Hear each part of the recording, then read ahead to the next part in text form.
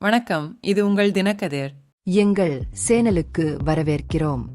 வெள்ளிக்கிழமை சாம்சங் நிறுவனத்துடனான 3வது சுற்று சமரச பேச்சுவார்த்தைகள் தோல்வியடைந்ததை அடுத்து திங்கட்கிழமை முதல் தனது போராட்டங்களை தீவிரப்படுத்தப் போவதாக சாம்சங் இந்தியா தொழிலாளர் சங்கம் அறிவித்துள்ளது. தொழிலாளர் துறையின் மத்தியஸ்தத்துடன் நடத்தப்பட்ட பேச்சுவார்த்தைகள் ஒரு தீர்மானத்திற்கு வழிவகுக்கவில்லை. இதனால் தொழிற்சங்கம் மிகவும் ஆக்ரோஷமான நிலைப்பாட்டை எடுக்க தூண்டியது. பிப்ரவரி முதல் தொழிலாளர்கள் உள்ளிருப்பு போராட்டத்தில் ஈடுபட்டு வருகின்றனர். இப்போது அவர்கள் நிறுவனத்தின் தொழிற்சாலை வளாகத்திற்கு வெளியே ஆர்ப்பாட்டங்களை தீவிரப்படுத்த திட்டமிட்டுள்ளனர். வெள்ளிக்கிழமை மாலை காஞ்சிபுரத்தில் இந்திய தொழிற்சங்க மையம் ஏற்பாடு செய்திருந்த போராட்டத்தில் தொழிலாளர்களும் அவர்களது குடும்பத்தினரும் நிறுவனத்திற்கு வெளியே ஒரு பெரிய அளவிலான ஆர்ப்பாட்டத்தில் பங்கேற்பார்கள் என்று தொழிற்சங்கம் அறிவித்தது.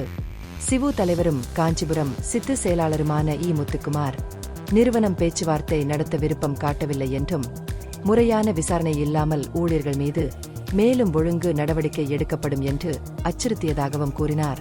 இதன் விளைவாக தொழிற்சங்க பிரதிநிதிகள் பேச்சுவார்த்தையில் இருந்து வெளிநடப்பு செய்தனர். தொழிற்சங்கத்தின் முதன்மை கோரிக்கைகளில் சிவு தலைவர்கள் மீது விதிக்கப்பட்ட இடைநீக்கங்களை ரத்து செய்வது மற்றும் பிற குறைகள் அடங்கும்.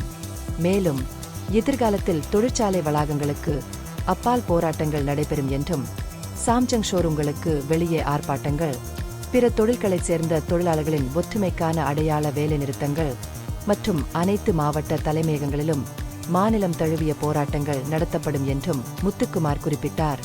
இந்த ஆர்ப்பாட்டங்களுக்கான தேதிகள் விரைவில் அறிவிக்கப்படும்.